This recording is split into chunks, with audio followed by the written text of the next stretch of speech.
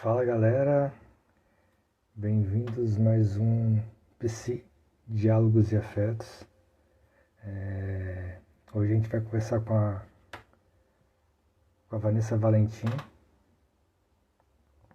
Ela tá entrando aqui.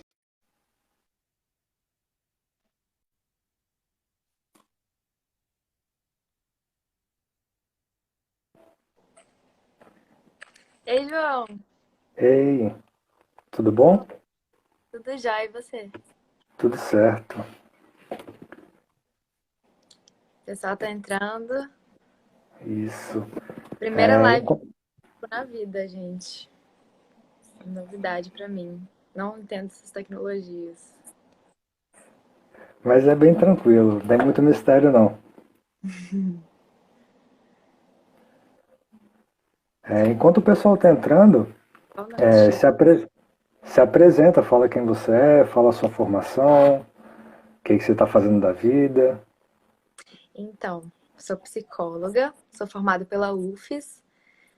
Formei agora em 2020, né? Início. Um pouco antes da pandemia começar, foi quando eu colei grau. E agora, desde que eu formei, eu tenho atendido pela clínica, atendo pela abordagem da Gestalt terapia. Durante a minha formação, eu me envolvi bastante com estudos de suicidologia. Minhas iniciações científicas foram todas nesse sentido, né, nesse tema, junto com a Mariana Bonomo, que é minha professora querida do coração, e minhas amigas Thaís, Bruna e a Lorena também, que era mestranda, começou como mestranda e agora já é doutoranda, né? E nossa trajetória foi sempre nesse sentido de estudar sobre o suicídio.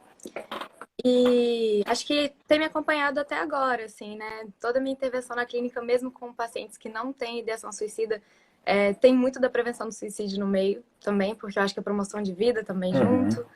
Então acaba que a gente traz um pouco para toda a prática, né? Atualmente, além da clínica, eu estou trabalhando no IGES, que é o Instituto de Residências Inclusivas para pessoas com deficiência, e tem sido bem bacana. Comecei a semana passada, inclusive. Então é novidade para mim também. Com certeza, eu levo muito da minha prática da UFES, das experiências que eu tive dentro da UFES, né? Na assistência social, nos CAPs, para minha prática lá. Então tá sendo muito fresco, assim, para mim. São experiências muito novas. Ah, que da hora, mano. Tá sendo bem legal. Muita coisa, muita coisa. Bacana, bacana. Para um ano de pandemia, né? Tá sendo bem movimentado. Sim. E para quem não me conhece, eu sou João Otávio, sou estudante de psicologia da UFES, estou no meu segundo período e é isso, meu currículo acaba por aqui. Só começa É, aí. Muito bom. é, eu chamei aqui a Vanessa, né, para a gente estar conversando um pouco sobre suicídio, sobre a prevenção e eu passo a bola para ela agora e a gente vai fazer aquele esquema de sempre, né, de troca de ideia e a gente vai discutindo. E vocês fiquem à vontade de ir para manifestar no chat, que a gente vai lendo e na medida que for possível respondendo também. Sim. Eu acho que a melhor coisa é se a gente puder compartilhar, conversar junto, né? Acho que quando o assunto é suicídio, a gente tende a se mobilizar bastante, por mais que às vezes seja incômodo, né? As pessoas costumam falar bastante a respeito quando são convocadas. Então, a gente pensou, né, no que trazer para vocês nesse Setembro Amarelo. A gente pode falar de prevenção do suicídio aqui hoje com vocês. A gente vai trazer um aparato um pouco mais geral, né, de por onde essa prevenção do suicídio perpassa e trazer alguns dados, né, de algumas pesquisas que eu participei dentro da UFES, que inclusive o título dos artigos é o título da nossa live de hoje, né, e conta bastante sobre as opiniões, sobre o senso comum em relação ao suicídio. A gente trabalhou com representações sociais, mas para quem é leigo no assunto, assim, é bom a gente colocar de uma forma bem geral mesmo, é o senso comum, né? É o senso comum em relação ao suicídio. Então, a gente vai falar um pouco disso e da prevenção do suicídio mesmo, que a gente pode fazer, o que a gente deve fazer, o que cabe a nós, né? Então, trazendo meio que uma base, né, do que é o tema, né? A gente vai passar desde o início da humanidade, a gente tem casos de pessoas que optam por tirar a própria vida. Já iniciando, assim, para a gente poder conversar, né? O termo cometer suicídio é um termo que eu evito bastante. O pessoal da área da suicidologia também tem a tendência de evitar, porque soa como crime, né? E a gente já está passando por um momento, já tem bastante tempo, que a criminalização do suicídio foi banida, assim, a gente não trata mais o suicídio como um crime, Uhum. com muito aspecto de condenação muito forte até hoje.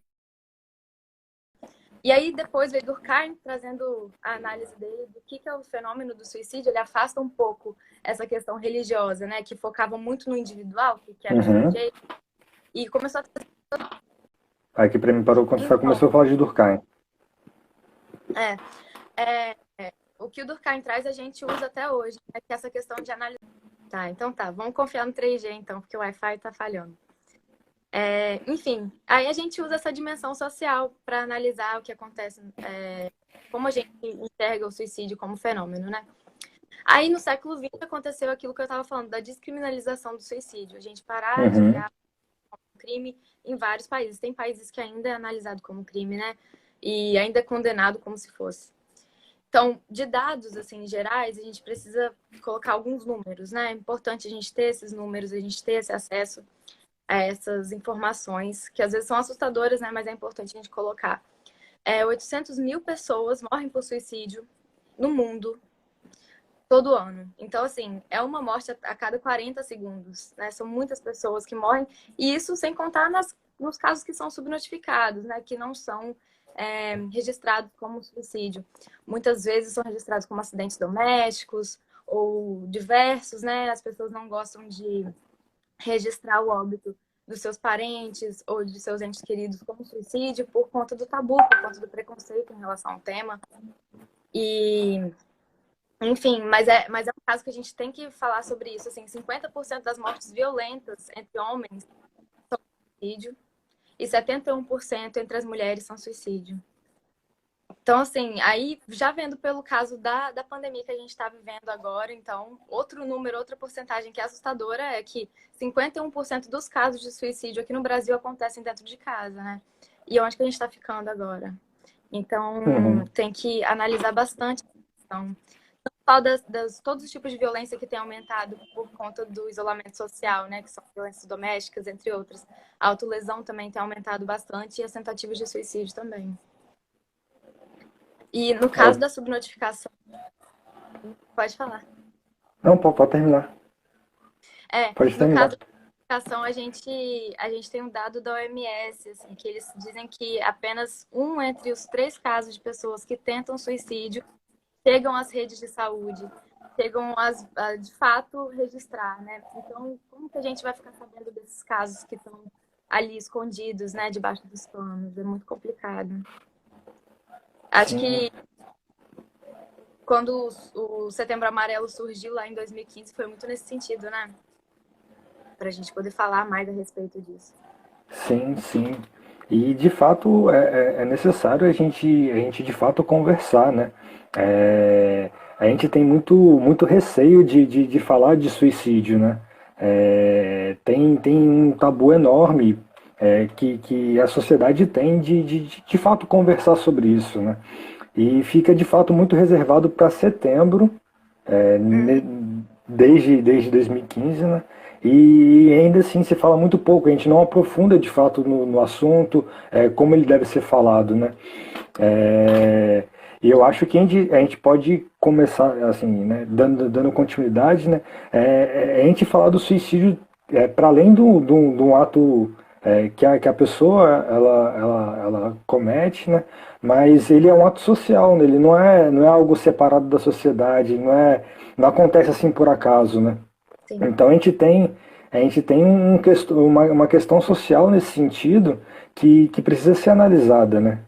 Uhum. Com certeza. Porque é um diagnóstico, né? Igual o Durkheim aponta, é um diagnóstico social. Aí, o que Melissa falou agora aqui nos comentários, que ela falou que realmente tem um discurso muito raso no Setembro Amarelo sobre o suicídio. E eu também percebo isso, Mel. Mas eu acho também que assim, igual o João falou, né? Setembro Amarelo virou um momento de se falar sobre suicídio, só que muitas vezes as pessoas estão muito mais falando. Nossa, é aquela questão muito mais a fofinha, né, do suicídio, trazer a questão da empatia, trazer essa questão, né, muito mais romantizada, talvez, né, de algumas questões que não são tão dolorosas pra gente lidar, né? Tem questões que são muito mais dolorosas para lidar do que a empatia hoje em dia, né? Ah, meu, mandou mais alguma coisa aqui. Tentar salvar vidas, por um lado, acaba oportunizando outras serem perdidas devido à precariedade de mobilização coletiva. Sim, com certeza. A gente vai trazer muito esse debate hoje, né, João? Que a gente pensou assim, que tipo de vida a gente está valorizando? Quando a gente fala de Uhum. valorizar, de proteger a vida, né? Que tipo de vida é essa que a gente está protegendo? Qual qualidade dessa vida? Para que vida essa pessoa que tenta suicídio e não chega às vias de fato, para que vida ela retorna, né?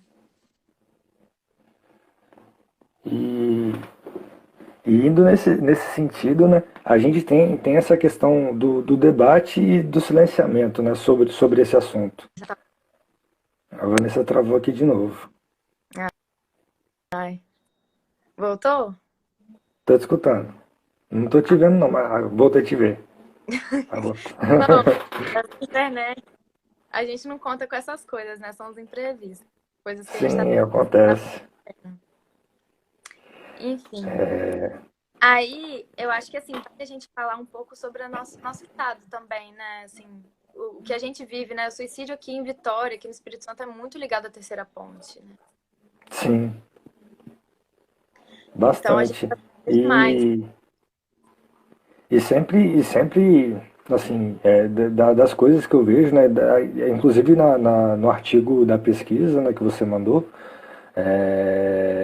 falava dessa questão de fato de uma falta de empatia, né, quando esse ato, né, ele tá no âmbito público, como a terceira ponte, né, ele é um ato que de fato fere a gente, né, então a gente não quer ver, tipo, é algo que está atrapalhando a gente, atrapalhando nossa vida, atrapalhando o nosso transitar, né, de uma cidade para outra, e as pessoas pouco se preocupam com aquela pessoa que está ali de fato, né?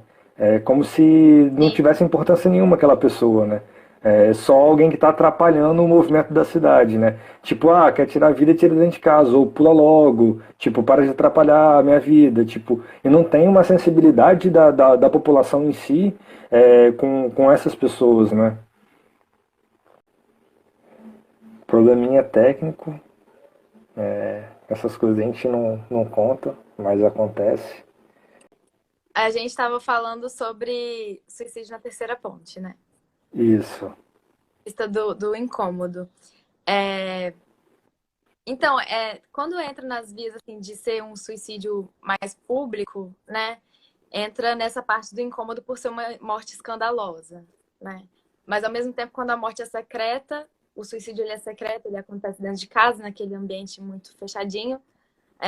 Muitas coisas escapam também, né? Com certeza, algumas pessoas já receberam imagens, né? De pessoas que se mataram, as pessoas simplesmente divulgam, né? Sem filtro. Sim. Isso é muito perigoso.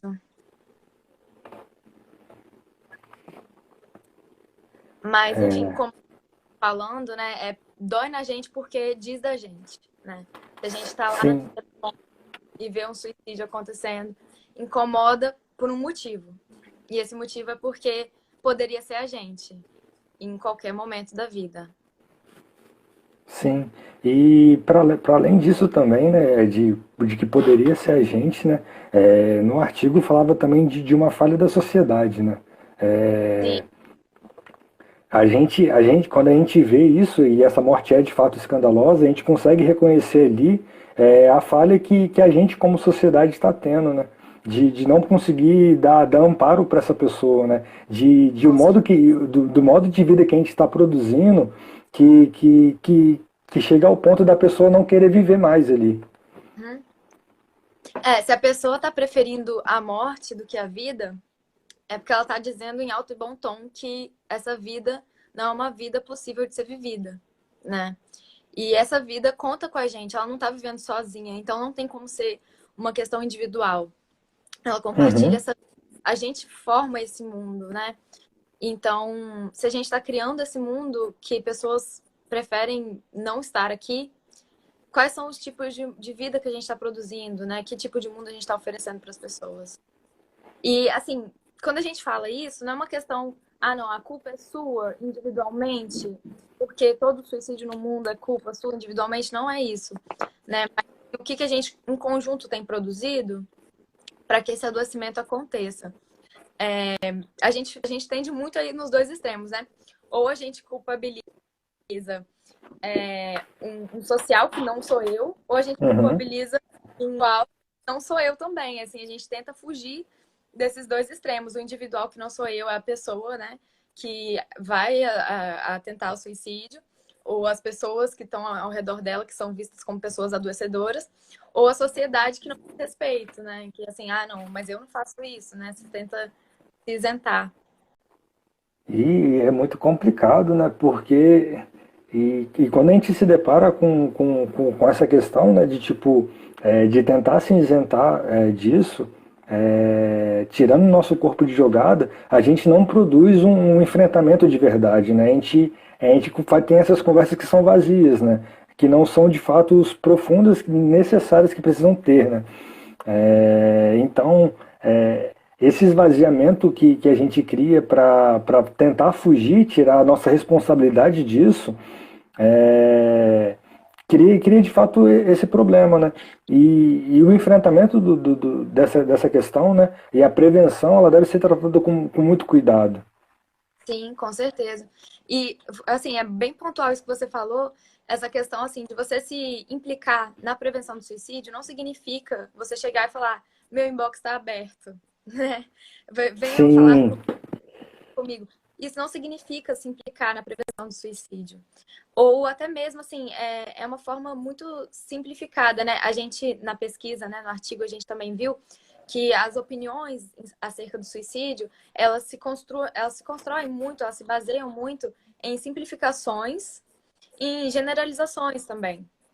Então, para gente, muitas vezes quando a gente vai lidar com um tema, né, que gera uma estranheza, que gera conforto, a gente precisa recorrer ou à simplificação ou a generalizações, né, de forma geral, assim, sem trazer conceito de psicologia social mesmo, só trazendo como que a gente aplica isso na vida, no dia a dia. E aí, essas questões, elas, assim, incomodam a gente porque a gente quer deixar, obviamente, nosso inbox aberto para quem precisa, só que a gente tem que ver quais são realmente as implicações disso, né? Que tipo de buraco isso está tapando? Porque não é Uhum. só o seu inbox se disponibilizar para ouvir as questões dos seus colegas, né? Isso a gente faz cotidianamente, a gente se coloca disponível, uma escuta cuidadosa, responsável com nossos amigos, né? Mas também valorizar o sistema de saúde, valorizar os CAPs, valorizar os CRAs, valorizar todo mundo que atua na frente, na saúde mental também. Psicólogos que atendem, em particular também, a gente tem que disponibilizar todos os recursos possíveis para que essa pessoa busque saúde mental, né? Tem uma pirâmide muito Uhum. boa do IASC, que é maravilhosa, assim, eles colocam as etapas, né? O que a gente precisa fazer para cuidar da saúde mental? Em primeiro passo, para a população em geral, a gente precisa de, no mínimo, garantia de direitos básicos. Então, a gente precisa de acesso à alimentação, abrigo, informação, saneamento básico, isso é saúde mental também, né? E aí, Uhum. depois disso, vem a intervenção comunitária, né?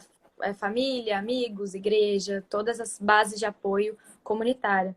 Depois disso, vem as redes de saúde. Então, os profissionais da saúde de forma geral, para depois vir a atenção especializada de psicólogos e psiquiatras. Então, assim, é uma rede muito grande, né, que deveria estar aí. E que de fato é muito importante, né? É, tipo, criar essa rede de apoio todo, né? Que a gente precisa de fato para fazer um enfrentamento de verdade, né?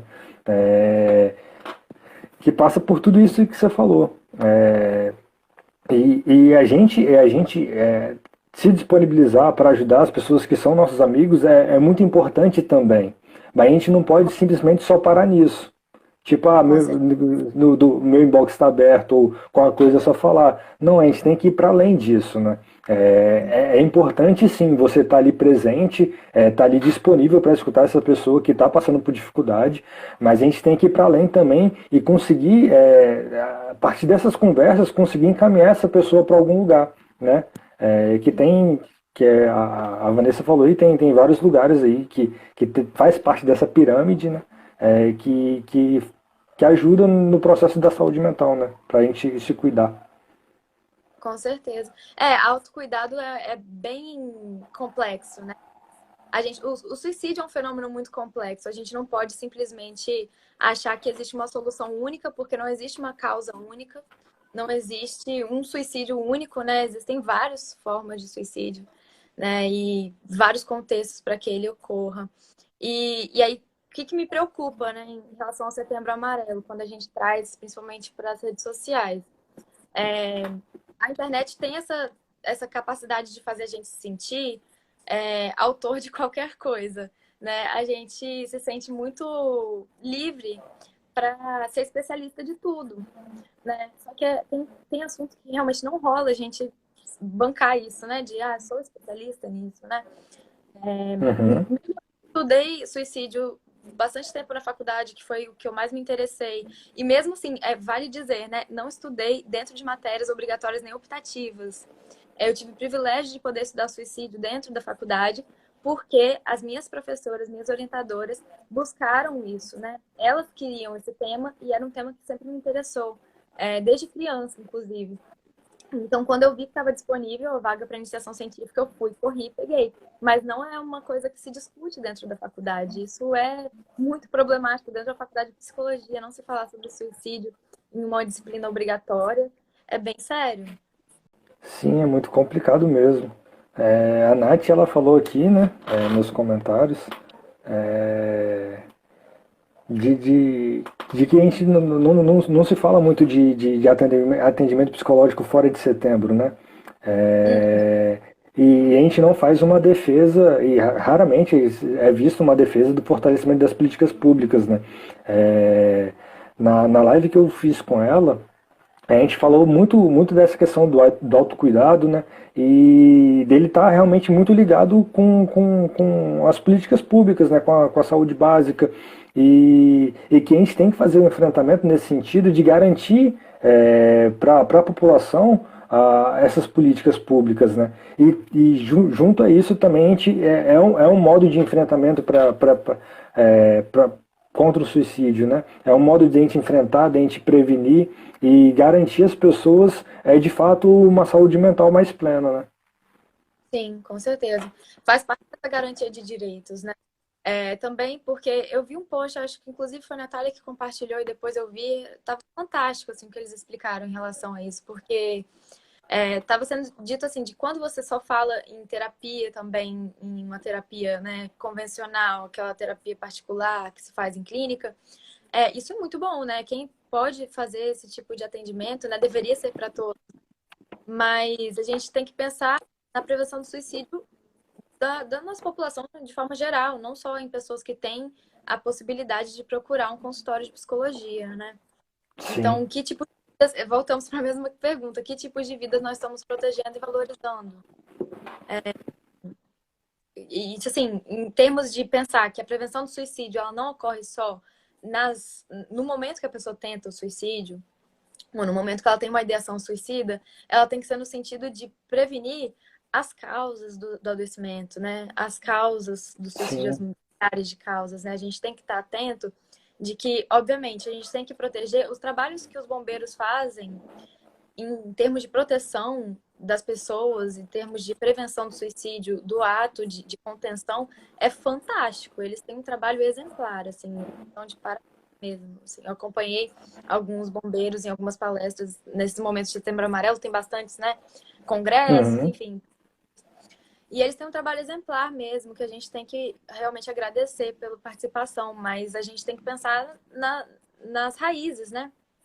Não a gente Sim. silencia só o sintoma, né? O suicídio ele é um sintoma. A gente silencia só o sintoma, a gente não silencia os transtornos. E, e aí que a gente volta na questão de fato, né? De tipo, é um ato social, né? Tem uma causa social ali envolvida, né? Então a gente precisa de fato ver o que nessa sociedade tem adoecido bastante as pessoas a ponto delas quererem desistir da vida, né? Uhum. E aí que de fato é o problema, porque não tem de fato só uma causa, né? São várias causas, né? Mas que tem um entrelaço social aí envolvido. Então a gente tem que trabalhar muito duro para de fato garantir essas políticas públicas, né? Porque aí a gente consegue garantir uma saúde mental para as pessoas, né?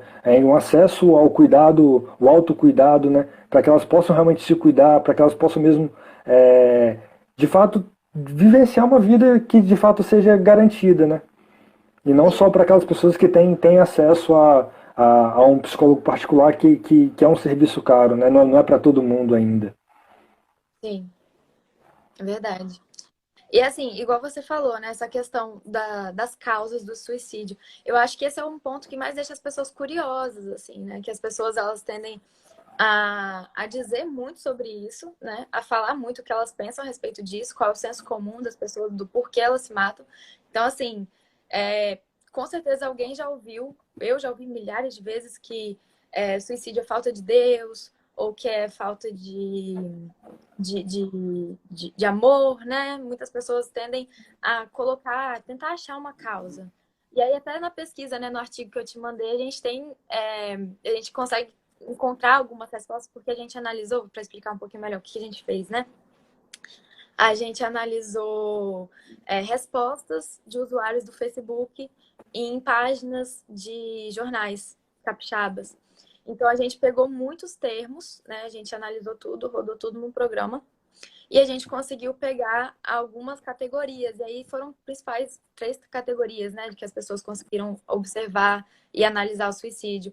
Uma delas era essa, em relação à terceira ponte, né? Como as pessoas olhavam o perfil, né? Quem se mata e por que se mata? A pessoa que se matava na terceira ponte, de acordo com esses comentaristas do Facebook, são pessoas egoístas que estão ali para atrapalhar o cotidiano do trabalhador que quer chegar em Vila Velha, ou em Vitória, enfim, né?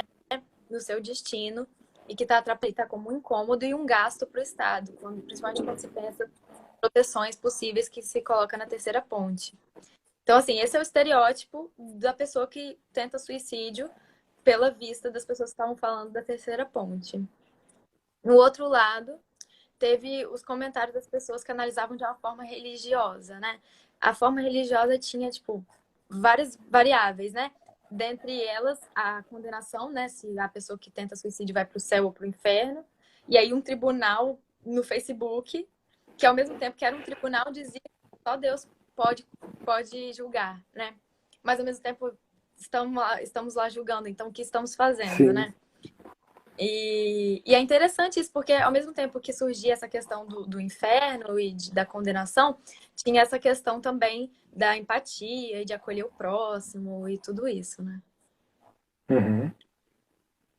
Também associou bastante com depressão, né? As pessoas, elas acham que às vezes para absolver o ato do suicídio tem que ter a ver com alguma outra comorbidade, como depressão, ansiedade, outras coisas, né? Sendo que uma coisa não é ligada à outra necessariamente, né? Tem casos de suicídio que não tem nada a ver com transtornos mentais, apesar de transtorno mental ser um fator de risco para o suicídio.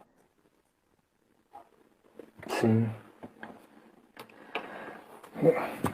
É de fato muito complicado mesmo tudo isso, né? Porque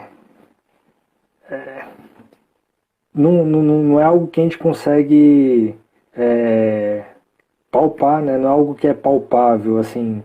É, é muito é muito tangente, né? A gente não consegue, assim, não é algo que é muito concreto, né? As razões, os motivos, né? E de fato a gente fica imaginando, né? Pensando o que poderia ser, o porquê, né? E mas isso não resolve, né? Tipo, isso não. Por mais que a gente faça isso por curiosidade, a gente tente achar razão para as coisas, né? Isso não resolve a questão, né? É, e tá, e eu com isso, né? Como o título dessa live, né? Tá, e as minhas implicações nisso, né? que eu devo fazer para que isso mude ou para que realmente evite de que isso aconteça mais vezes, né? Sim. É, só para, acho que a Melissa perguntou aqui para a gente falar um pouquinho sobre pessoas sem transtorno ou com diagnóstico mental que se suicidam. Então, para o suicídio, como a gente falou, né, não existe uma causa específica, mas existem suicídios que são planejados e suicídios que são muito mais imediatistas, né? Tem pessoas que gostam muito de dizer que existe, que o suicídio ele sempre é imediatista, a pessoa não pensa, ou pessoas que costumam sempre falar que não, o suicídio é sempre pensado. Não existe uma receita, né? Então, a pessoa ela pode não ter nenhum tipo de transtorno, mas, por exemplo, passar por um evento traumático, uma perda, por exemplo, né, um luto, ou alguma coisa, alguma desorganização naquele momento que leva ela a tentar contra a própria vida, né? Então, não necessariamente ela precisa estar associada ao transtorno mental. Apesar de que, como eu falei, o transtorno mental ele é um agravante, ele serve como fator de risco para as tentativas de suicídio, né? É, o transtorno mental e outros vários fatores. Para eu explicar, né? Fator de risco é aquilo que aumenta a possibilidade da pessoa tentar suicídio. E o fator de proteção é aquilo que reduz a chance dela tentar contra a própria vida. Então, a gente, na prevenção do suicídio, o que a gente costuma fazer é tentar aumentar os fatores de proteção e reduzir um pouco os fatores de risco. Tem outra pergunta também. Duval perguntou: algum papel para tentar não provocar o suicídio? Existe alguma medida que eles possam tomar? As redes sociais, né? O que você acha, João, que as redes sociais conseguem fazer para não provocar o suicídio? Pode fazer muita coisa boa, mas pode fazer muita coisa ruim também. Depende de quem vai estar usando. Então é bastante complicado, tipo, porque todo mundo tem acesso e todo mundo pode fazer o que quiser. Tipo, a gente está fazendo essa live aqui. A ideia é passar uma ideia de prevenção ao suicídio. Então ela está sendo um fator para que possa de fato prevenir isso, né? Mas pode ter Espero. gente usando a internet de maneira que seja prejudicial, tipo os recentes acontecimentos que teve aí, a brincadeira da baleia azul e por aí vai. Então, tipo assim, é uma espada de dois gumes, né? Pode ser tanto bom quanto ruim. Essa questão da baleia azul apareceu muito também na pesquisa, porque foi uma época, assim, a época que a gente fez, né, essa pesquisa, a época que a baleia azul estava mais comentada dentro do Facebook. E aí entrou muito no fator geracional, na opinião, no senso comum que tem como base uma comparação geracional. Então também muitas pessoas tinham essa concepção de, quem se suicida são jovens, crianças, de mente fraca, que não apanharam o suficiente, que não tem louça para lavar, que não tem a cabeça vazia, né? Apareceu muito mente vazia. Sendo que, por incrível que pareça, por mais que a gente olhe muito, né, essa questão do suicídio dos jovens, como na Baleia Azul, como naquela série do Netflix, Os 13 Porquês, né? Que eu até escrevi um capítulo com a professora Andréia, que estava aí. Não sei se ela está aí ainda. Enfim.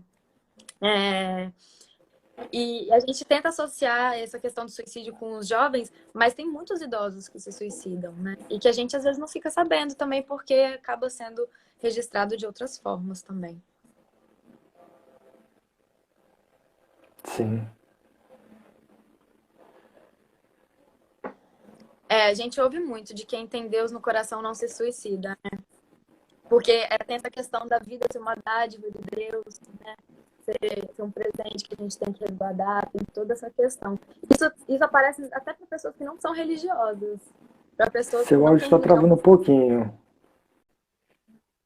Enfim, Natália mandou uma mensagem aqui também. Falou: no Chile, depois do desmonte da Previdência, com muitos idosos deixando de receber aposentadoria, a taxa de suicídio entre idosos aumentou muito.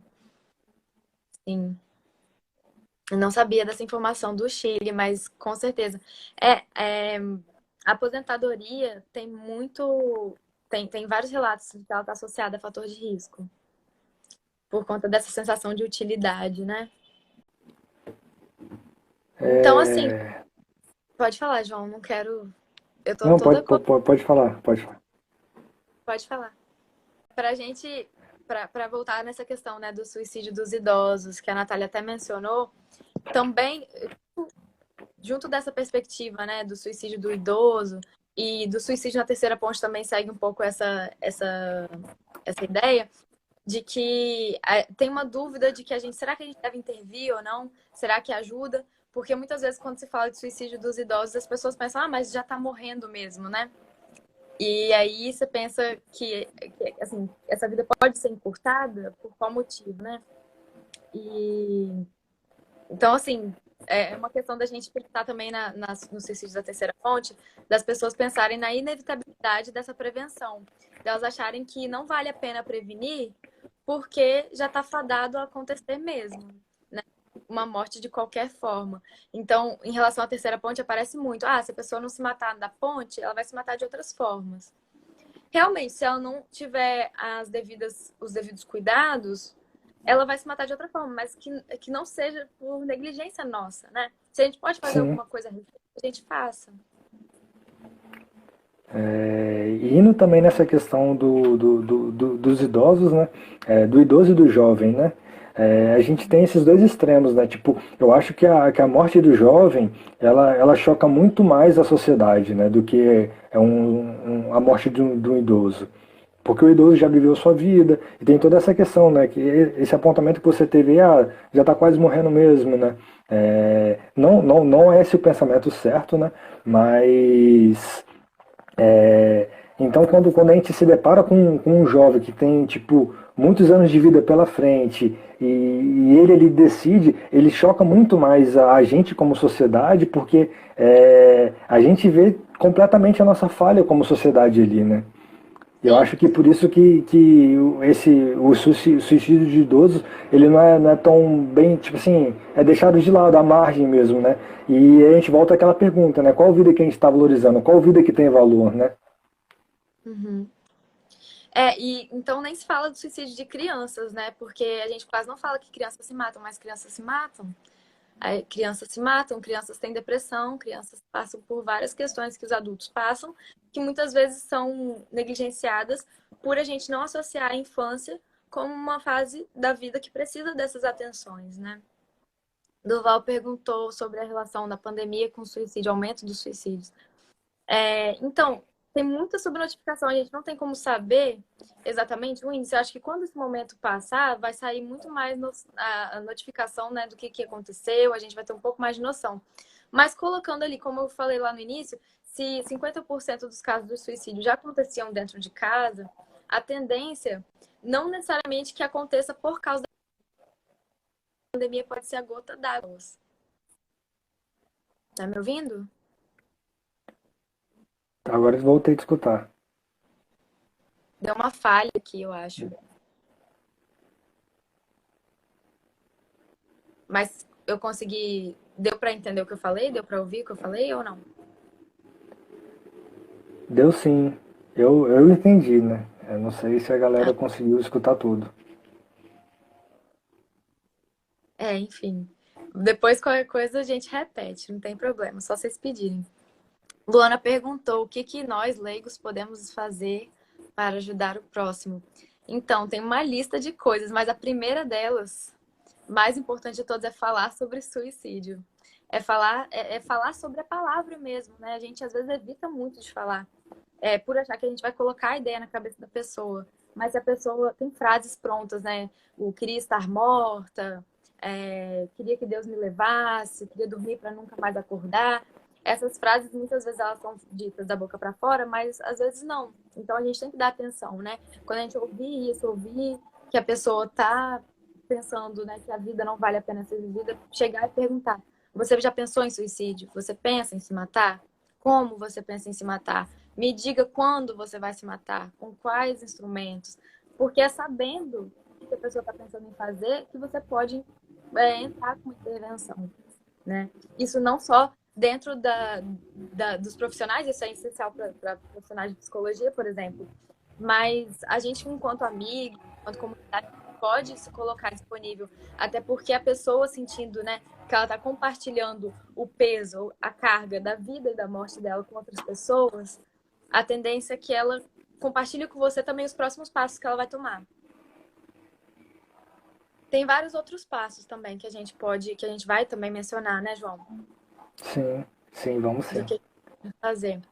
Mas assim, acolher e ouvir, né, é o que a gente sabe é o que a gente costuma falar de forma geral, né? Saber ouvir de uma forma respeitosa, cuidadosa, não duvidar de forma que a pessoa falar, não desqualificar, não diminuir essa dor, porque ela pode não se matar naquele momento, mas em algum outro momento mais pra frente ela pode ter essa sensação, essa ideação.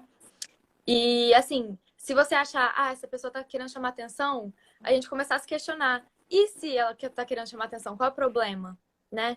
Se ela tá querendo chamar atenção, Uhum. a coisa tá muito errada. A gente banaliza muito, a gente odeia, né? Ah, alguém tá querendo chamar atenção. Mas às vezes é realmente, ela tá querendo chamar atenção, né? O que a gente faz com isso? E a questão da gente saber o que a pessoa tá pensando em fazer, como, quando, onde, é muito importante para a gente poder impedir os meios da execução, né, da tentativa do suicídio. Se você sabe se a pessoa vai usar um instrumento X, você vai lá e impede o acesso, né, a esse instrumento. Se ela está querendo naquele dia, geralmente em datas comemorativas, né, acontece bastante tentativa de suicídio. Ficar presente, né, daquela pessoa, já ficar mais atento. A gente consegue ficar mais atento se a gente tem mais informação.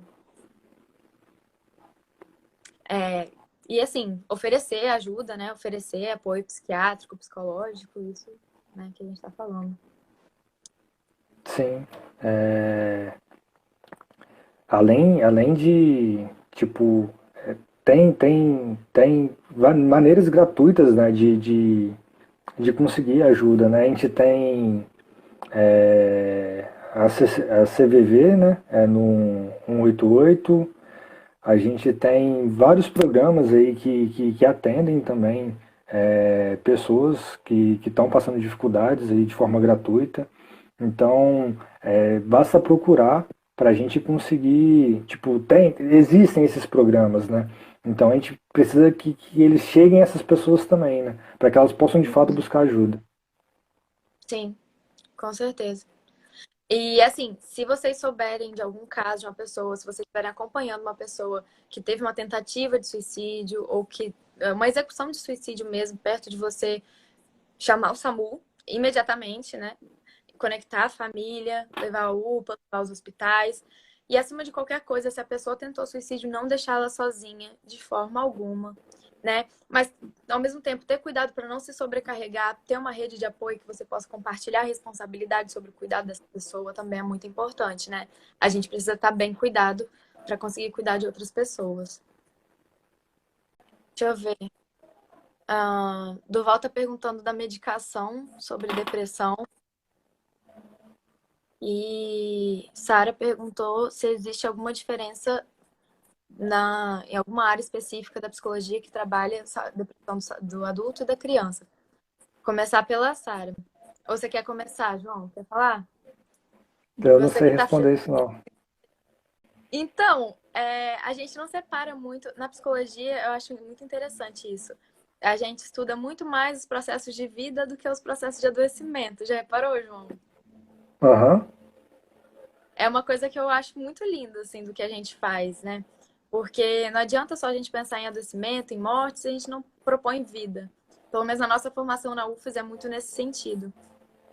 Então, assim, a gente tem a psicologia do desenvolvimento, que vai olhar o desenvolvimento infantil, que geralmente é as pessoas que trabalham com crianças, né?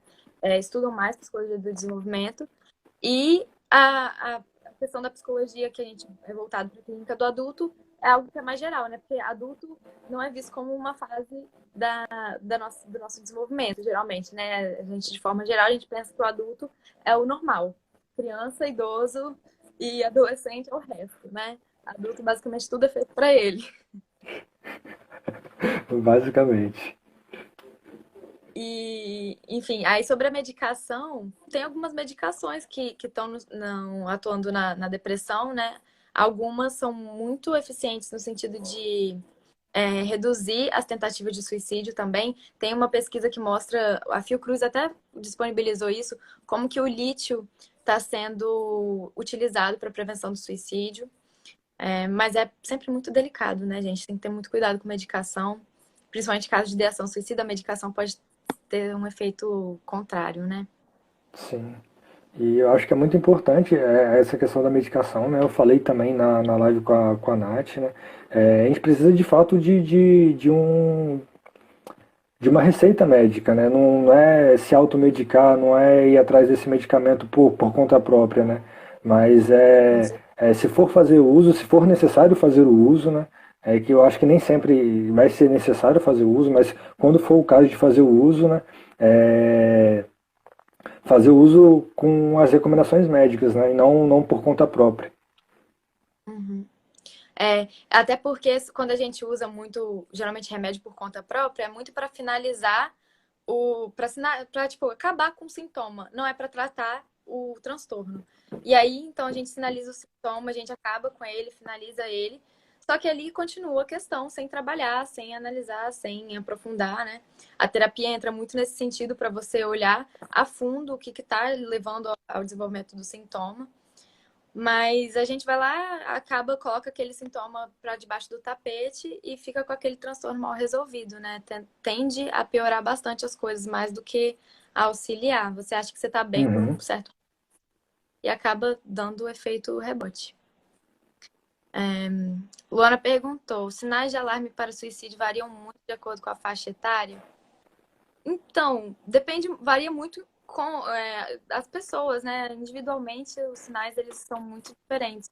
Mas, de forma geral, tem muito a ver com o sentimento de solidão e de desesperança, mas costumam se, assim, as pessoas, independente da faixa etária, costumam anunciar, costumam falar aquelas frases, né, que eu disse, frases que a gente costuma achar que são frases para chamar atenção. Uhum. A gente chegou a um ponto, há um tempo atrás, algumas pessoas falavam, a pessoa que diz que vai se matar não se mata, né? Hoje a gente sabe que a pessoa que diz que vai se matar, ela se mata em algum momento, ou ela tenta se matar em algum momento. Então, se alguém chega para você e fala disso, é para você realmente acreditar, né? Pegar essa informação, fazer alguma coisa a respeito dela. Conversar com essa pessoa a respeito disso. E Sim, assim, é importante que a gente mostre a pessoa, independente da faixa etária, que existe alternativa, né, João? sim, muito importante isso. É, porque quando a pessoa está desesperançosa ali, né? Ela ela não vê razão de continuar viva, né? Ela tem, de fato, tá querendo sair desse lugar que ela tá, né? Então, se a gente apresenta uma possibilidade diferente daquilo que ela tem vivido, é uma possibilidade de uma saída, né? Sim. Quando a pessoa ela pensa em suicídio, ela não está querendo necessariamente matar a si mesma, ela está querendo matar o tipo de vida que ela está tendo. Se a gente conseguir oferecer para essa pessoa outras possibilidades, né, outras formas de se viver, muito provavelmente ela vai buscar isso, porque o suicídio é uma última escolha, é um último recurso. E eu digo isso que é um último recurso porque realmente é um recurso que a pessoa vê para a dor, não é uma saída e não é uma solução, né? Mas quem somos nós também para julgar, caso essa seja a última escolha possível de alguém? Então, a gente também saber acolher, caso você tenha alguém que morreu, né, por suicídio, a gente tem que acolher as pessoas que perderam pessoas por suicídio também.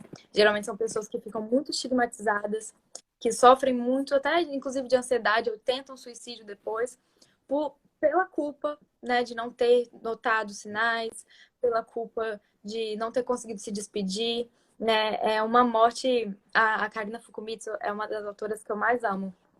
Ela é fantástica. E ela costuma dizer assim, quando uma pessoa se suicida, quando um suicida chega aos atos, né? Quem tá matando quem? Ele tá matando quem? Ele tá matando a si mesmo? Mas ao mesmo tempo ele mata uma parte de várias pessoas, porque todo mundo morre um pouquinho, né? Quando acontece um suicídio. Mais do que outras mortes, né? É uma morte muito específica, é uma morte de escolha. Então é um luto muito diferente. Então essas pessoas elas merecem um cuidado especial. Sim. Vanessa, a gente está nos últimos 3 minutinhos aqui. Tá acabando, Já infelizmente. tá acabando? Já tá Então vamos acabando. usar para falar dos nossos, enfim, acho que a gente pode fechar recomendando onde as pessoas podem procurar ajuda, né, João? Sim, sim, importantíssimo. É essencial falar disso. Tem um site chamado Pós-Venção do Suicídio, que é para grupos de suporte a pessoas enlutadas por suicídio. Então, se você puder indicar também, é bem bacana. Tem o Mapa da Saúde Mental, que oferece atendimento voluntário online e presencial. E o CVV, né, João? Quer falar um pouquinho? Sim. O CVV é gratuito, você pode ligar. Tem na internet também, dá para acessar pela internet também. Tem chat online, essas coisas. E tem pessoas que são preparadas para conversar com pessoas que querem atentar contra a vida, né? E elas dão todo o suporte, apoio necessário para essas pessoas, para de fato prevenir que isso aconteça. É uma capacitação bem cuidadosa que eles têm lá. Então pode confiar que vai ser uma escuta bem sensível. Só ligar 180, gente. É 188. 188, desculpa. Já passei o número errado. Não, liga 188. Eu acho que é isso.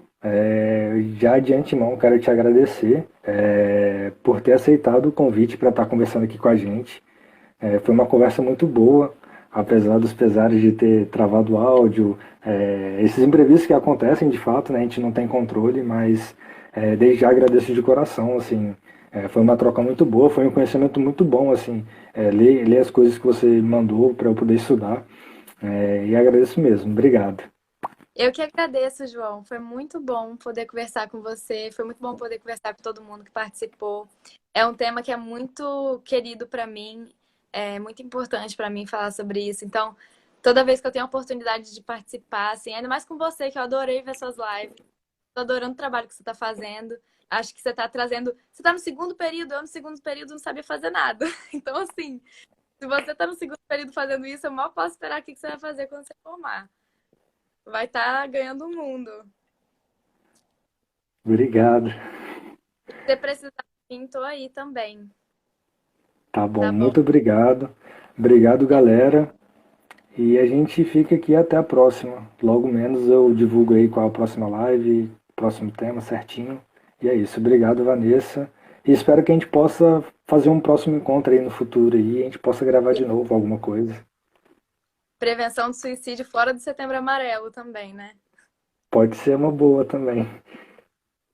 Tá bom. Obrigada, É João. isso. Beijo, até a próxima. E a live vai ficar disponível aqui para quem quiser ver depois. Beijo. Beijo.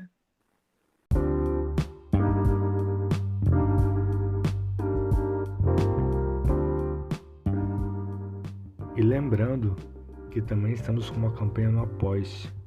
O link está na descrição do episódio e essa campanha tem o objetivo de manter esse podcast em funcionamento. Você clicando nesse link, você pode ver todo o detalhamento da campanha. E se você quiser e puder colaborar, você pode estar ajudando a partir de R$ 1 mensal. Ou também você pode estar fazendo uma colaboração via Pix, que também está na descrição desse episódio. É nóis, tamo junto e até a próxima.